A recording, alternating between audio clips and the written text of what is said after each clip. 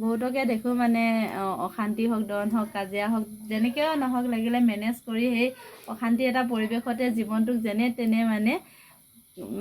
কঢ়িয়াই মেলি লৈ যোৱাৰ চেষ্টা কৰে। কিন্তু মোৰ জীৱনটোক মই যেনে তেনে উদযাপন কৰিব নিবিচাৰোঁ। মোৰ জীৱনটো মানে ভালকৈ থাকিব বিচাৰোঁ আচলতে। লাগিলে অকলেই নাথাকোঁ, লাগিলে মই ৰাস্তাত অকলে অকলে গৈ থাকিম কিন্তু ভালকৈ গৈ থাকিব বিচাৰোঁ। লাগিলে অকলে অকলে থাকিম কিন্তু ভালকৈ থাকিব বিচাৰোঁ। সেইটোৱে বিচাৰোঁ মুঠৰ ওপৰতে জীৱনটোৰ মোৰ সেইটোৱে মোৰ মানে কি কয় বোলে সকলো বস্তুৰে এটা নিজস্বতা থাকে যেনেকৈ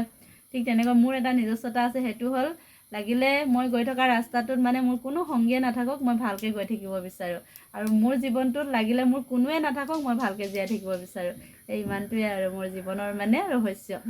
আচলতে মানে এটা কথা খুব ডাঙৰ কথা কৈ দিলে বাইদেৱে, বন্ধু বান্ধৱীসকল। আৰু সেইকাৰণে বাইদেৱে আজি আচলতে আপোনালোকৰ মাজত ইমান ধুনীয়াকৈ সমাদৰ পাইছে, আপোনালোকে খুব ধুনীয়াকৈ আদৰি লৈছে। আচলতে আমাৰ মানুহৰ জীৱনটো মানে এবাৰহে, গতিকে আমি নিজৰ জীৱনটো এবাৰ পোৱা জীৱনটোক আমি খুব ধুনীয়াকৈ নিজে সজাই পৰাই লোৱাটোৱে ডাঙৰ কথা। আৰু ইয়াত হয়তো ঘাত প্ৰতিঘাত সকলোৰে জীৱনত আহিব, আৰু কিন্তু সেই ঘাত প্ৰতিঘাতক আমি নেওচি পেলাই আমি জীৱনৰ বাটত উন্নতি জখলাত তেনেকৈ নিজক আগুৱাই লৈ যাব লাগিব। আচলতে এই বাইদেউৰ এই মাতষাৰৰ কাৰণে আজি জনপ্ৰিয় আৰু খুব ধুনীয়াকৈ আপোনালোকৰ মৰম আৰু আশীৰ্বাদ বুটলিবলৈ সক্ষম হৈছে। আৰু আজি মোৰ ভিডিঅ'টোৰ মাজতো মানে মই শুনুৰ লগত এই একেশাৰীকৈ দেখুৱাবলৈ পাই মই বহুতেই সুখী। আৰু এইফালে অভিনন্দন আছে আৰু সেইফালে বেটা আছে বাইদেউৰ ভাগৰ। তোমাৰ বৰ ধুনীয়া দেই, তোমাৰ মেছেজ ভালকৈ থাকিবা। আৰু এটা কথা কৈ দিওঁ দেই ভিডিঅ'ৰ জৰিয়তে, মানে এইটো বেছি দীঘল হ'ব তথাপিও কৈ দিওঁ মানে কেলে মানুহে যেতিয়া বিয়া পাতে ন, এজনী ছোৱালীয়ে মানে নিজৰ বাপেকৰ ঘৰখন এজন মানুহৰ লগত বিয়া হৈ যায়, মানে সেই মানুহজনক বহুত আশা কৰে, হয় নাই বাৰু? মানে বিশ্বাস কৰে যে তেওঁৰ লগত মোৰ জীৱনটো সুন্দৰ হ'ব, ৰঙীন হ'ব। খাবলৈ নাপায়তো কোনো এজনী ছোৱালীয়ে কোনোবা এটা পুৰুষৰ লগত নাযায় ন। ঘৰখনতো খোৱা বোৱা চব থাকে, তথাপিও মানে জীৱনটোক ধুনীয়াকৈ আগুৱাই লৈ যাবৰ কাৰণে এজন জীৱনসংগী লাগে কাৰণেহে মানুহে বিয়া বহে। সেইটো কাৰণে পুৰুষজনে মানে আচলতে ছোৱালীজনীৰ মূল্যটো বুজি পাব লাগে যে লোকৰ ছোৱালীজনীক মই সুখী কৰি ৰাখিব পাৰিলে কাইলৈ মোৰ ছোৱালীজনীক আন কোনোবাই সুখী কৰি ৰাখিব, সেই কথাটো ভাবিব লাগে। আৰু এটা কথা বহুতে ভাবে মানে যেতিয়া গাত তেজ বল থাকে মানুহজনীক মানে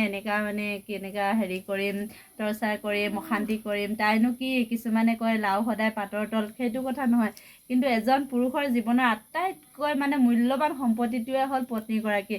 যেতিয়ালৈকে এজন পুৰুষৰ জীৱনত নিজৰ পত্নীজনী থাকে তেতিয়ালৈকে সেইজন পুৰুষৰ জীৱনটো সঁচাকৈ বহুত বেছি সুন্দৰ হৈ থাকে। লাগিলে নিজৰ মানুহজনী অকৰাই হওক, লেঙেৰাই হওক, কোনাই হওক, কোজাই হওক, নিজৰ পত্নীজনীক যিজন পুৰুষে সন্মান কৰে, শ্ৰদ্ধা কৰে আৰু নিজৰ পত্নীজনীক লক্ষী বা সৰস্বতী বা মা, ভণ্টি, বাইদেউ সকলো ৰূপতে মানে চাব জানে, সেইখন ঘৰ কেতিয়াও মানে অশান্তি নহয়। আমাৰ জীৱনবোৰো অশান্তি হোৱাৰ মূল কাৰণেই হ'ল যে আমি নিজৰ হাজবেণ্ডজনৰ পৰা সেইখিনি বস্তু কেতিয়াও লাভ কৰা নাছিলোঁ, যিখিনি মানে এগৰাকী নাৰীয়ে লাভ কৰাটো উচিত। গতিকে আশা কৰিম তুমি তোমাৰ মানুহজনীক বহুত বেছি মৰম দিবা। নিশ্চয় বাইদেউ, তোমালোকৰ দাম্পত্য জীৱন বহুত ধুনীয়া হওক, তোমালোকৰ সাংসাৰিক জীৱন সুখৰ হওক। লাগিলে জীৱনত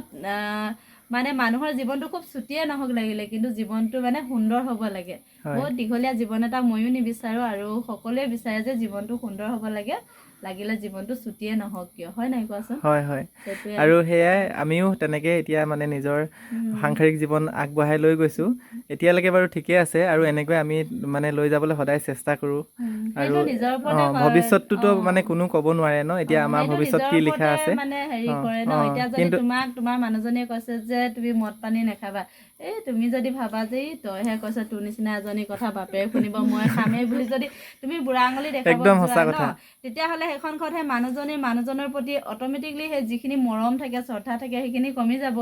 ঠিক তেনেকৈ মানুহজনেও যদি মানুহজনীক কৈছে বোলে তুমি এইটো কাম নকৰিবাচোন, মানুহজনেও যদি ভাবে তোৰ নিচিনা এটা মোক কথা ক'ব আহিছে, মই তোৰ কথা নুশুনো, তেনেকৈতো কেতিয়াও মানে এটা সংসাৰ থাকিব পাৰে তাত, কিন্তু সেইখিনি বস্তু নাথাকে য'ত মানে মৰম, ভালপোৱা, বিশ্বাস সেইখিনি নাথাকিলে এখন সংসাৰ এনেই মানুহে এটা হ'ব, কিন্তু তাত একো নাথাকিলে তেনেকুৱা সংসাৰ থাকিনো কি লাভ, হয় নাই কোৱাচোন? একদম সঁচা কথা বাইদেউ, খুব ধুনীয়া কথা এটা ক'লে। আচলতে এই কথাষাৰ আমি প্ৰতিজন মানে সাংসাৰিক জীৱনৰ লগত বান্ধোনত বান্ধ খাই থকা প্ৰতিগৰাকী পুৰুষ বা মহিলাই এই কথাষাৰ আচলতে অনুধাৱন কৰাটো উচিত। কিয়নো এখন সংসাৰ বৰ্তি থাকিবলৈ হ'লে সেইখিনিত অকল মৰম চেনেহৰ লগতে মানে বিশ্বাসটো অতিকে জৰুৰী আৰু সেই বিশ্বাসটো যেতিয়া পুৰুষ বা মহিলাগৰাকীয়ে ভংগ কৰিব তেতিয়া সংসাৰখন সেইদিনাখনৰ পৰাই মানে ফাট মেলিবলৈ আৰম্ভ কৰে আৰু তেনেকুৱা উদাহৰণ আমি হয়তো বহুত দেখিছোঁ আৰু সেইকাৰণে আমি আচলতে প্ৰতিগৰাকী সাংসাৰিক পুৰুষ বা মহিলাই হওক এই বাইদেউৰ কথাকেইটা আমি গুৰুত্ব দিয়াটো উচিত কাৰণ বাইদেৱে তেনেকুৱা এটা কথা ক'বলগীয়া আজি কেলে এতিয়া মানুহে ক'ব তই জ্ঞান দিব আহিছ কিন্তু জ্ঞান সেইসকল মানুহে দিয়ে যিসকল মানুহে জীৱনত অভিজ্ঞতা লাভ কৰে যিসকল মানুহে এনেকুৱা এটা পৰিস্থিতিত মানে সোমাই আহে যিটো পৰিস্থিতিৰ পৰা বহুত কষ্ট পাই মানুহে শিকে আৰু সেইবিলাক মানুহে আনৰ জীৱনত যাতে নিজৰ নিচিনা কিছুমান ঘটনা পৰিঘটনা নঘটক সেইটো কাৰণে কিছুমান মানুহে কয় যে তোমালোকে এইটো কাম নকৰিবা আৰু যদি ভুল কৰা মানুহৰ পৰা মানুহে জীৱনত শিকিব যায় নহয় সেইবোৰ মানুহৰ জীৱনত কেতিয়াও মানে দুখ কষ্ট নহয় আচলতে আৰু মইতো মানে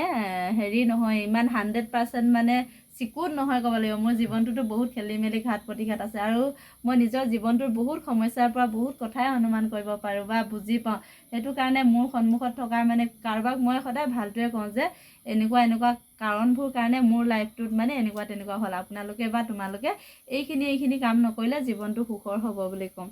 আৰু মই সদায় সকলোৱে সুখ কামনা কৰোঁ দেই আৰু যিসকল মানে দম্পতি যিসকল পতি পত্নীয়ে নিজৰ সংসাৰখন খুব সুন্দৰকৈ আগুৱাই লৈ গৈ থাকে নহয় তেওঁলোকক সঁচাকৈ বহুত বেছি ভাল পাওঁ আৰু মানুহৰ জীৱনত যদি কেনেবাকৈ এবাৰ সংসাৰখন খেলি মেলি হৈ যায় নহয় পৃথিৱীৰ যিমান সুখ আছে নহয় সেই সুখ মানে চোতাল ভৰি থাকিলেও মানুহৰ পৰা 10 কথা শুনিব লগা হয় আৰু যেতিয়া মানুহৰ 10 কথা শুনা যায় নহয় মানুহৰ সেই সুখখিনিয়ে কেতিয়াও মানুহক সুখী কৰিব নোৱাৰা হৈ যায় এনেকুৱা পৰিস্থিতি মই লাভ কৰি আছোঁ সেইকাৰণে মানে সকলোকে অনুৰোধ কৰোঁ নিজৰ সংসাৰখন যাতে সকলোৱে সুন্দৰ কৰি ৰাখে হয় হয় নিশ্চয় বাইদেউ বহুত বহুত ধন্যবাদ আচলতে আজি আমাক মানে ইমান ধুনীয়াকৈ এটা মানে আপুনি উপদেশ এটা দিলে আৰু সেই উপদেশটো আমি পালন কৰিবলৈ চেষ্টা কৰিম নিশ্চয় এতিয়ালৈকে বাৰু আমি সেইমতে সেই দিশেই গৈ আছোঁ কিন্তু ভৱিষ্যত দিনও যাতে আমি এনেকৈ মানে পৰ্যায়ক্ৰমে আমাৰ নিজৰ জীৱনটো সুচাৰুৰূপে আগুৱাই লৈ যাবলৈ চেষ্টা কৰিম সদায় আৰু আপোনালোকেও আশীৰ্বাদ কৰিব আপুনিও আশীৰ্বাদ কৰিব আশীৰ্বাদটো আশীৰ্বাদে আৰু ঘৰখনৰ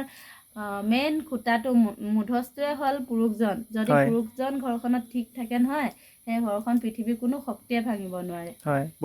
তোমালোকে যদি নিজক ভাঙিব নোখোজা তেতিয়া পৃথিৱীৰ কোনো এটা পক্ষ কিছুমানে কয় ন যে আমাৰ মাজত তৃতীয় পক্ষ সোমালে যাৰ কাৰণে আমাৰ সংসাৰ খেলি মেলি হ'ল কিবা এটা হ'ল যদি দুইজনৰ মাজত বিশ্বাস প্ৰেম শ্ৰদ্ধা গোটেইখিনি বস্তু থাকে তৃতীয় পক্ষ নালাগে পৃথিৱীৰ 1000 পক্ষ আহিলেও তাত সোমাই একো কৰিব নোৱাৰে তোমালোকক দেখি বেছিকৈ ভাল লাগিছে কাৰণটো হ'ল যেতিয়া মানে যিসকল দম্পতীয়ে নিজৰ সংসাৰখন খুব সুন্দৰকৈ আগুৱাই লৈ গৈ থাকে নহয় তেওঁলোকক ভাল পাওঁ মই আচলতে বহুত ভাল পাওঁ আৰু তোমালোকক শুভেচ্ছা জনাইছোঁ যাতে যুগ্ম জীৱন মানে সদায় সুন্দৰ হয় লাগিলে জীৱনটো ছুটিয়ে নহওক কিয় জীৱনটো সুখৰ হ'ব লাগে বহুত বহুত ধন্যবাদ আপোনালোক আশীৰ্বাদ থাকিল তোমালোকক লগ এনেকৈ দেখি থাকোঁ যাতে ন সময়টো গতিশীল গৈ থাকিব আৰু এদিন কৰি আমিতো পৃথিৱীৰ পৰা যাবগৈ লাগিব ন যিমান দিন জীয়াই থাকোঁ আৰু জীৱনবোৰ শান্তিৰ হ'ব লাগে মুঠৰ ওপৰতে হয় মানে বন্ধু বান্ধৱীসকল সঁচা কথা এটা যে আমাৰ মানুহৰ জীৱনটো এবাৰহে পাওঁ আমি আৰু সেই এবাৰ পাওঁতে মানে খুব ধুনীয়াকৈ আমি নিজৰ জীৱনটো সজাই পৰাই ল'ব লাগে আৰু যিসকল মানুহৰ লগতে আমি সংস্পৰ্শত নেযাওঁ কিয় সকলোৰে লগতে খুব ধুনীয়াকৈ এটা যদি সম্পৰ্ক স্থাপন কৰি পেলাই যদি আমি জীৱনৰ বাটত আগুৱাই যাওঁ তেতিয়াহ'লে আমাৰ জীৱনটো খুব ধুনীয়া হয় আৰু সেই অনুভূতিবিলাকে আমাক আহি থাকিবলগীয়া যিবিলাক দিন থাকে সেই আহিবলগীয়া দিনবিলাকতো মানে আমাক প্ৰেৰণা দিয়ে তো গতিকে বাইদেৱে খুব ধুনীয়া কথা এটা ক'লে আৰু বাইদেউৰ লগত মানে খুব ধুনীয়াকৈ আমি কথা পাতিলোঁ অকণমান সময় পাৰ কৰিলোঁ আমাৰ বহুত ভাল লাগিলে আৰু বাইদেউক এনেকৈ আপোনালোকে আকৌ আগুৱাই যোৱাত আপোনালোকে সহায় কৰিব আপোনালোকে উৎসাহ দিব লগতে আশীৰ্বাদো কৰিব বাইদেৱে যাতে আমাৰ সামাজিক মাধ্যমত যাতে আৰু বেছি জনপ্ৰিয়তা অৰ্জন কৰে আমাৰ শদিয়াৰ লগতে গোটেই অসমৰে নাম কৰে তাৰ কাৰণে আপোনালোকে সদায় আশীৰ্বাদ কৰি গৈ থাকিব ধন্যবাদ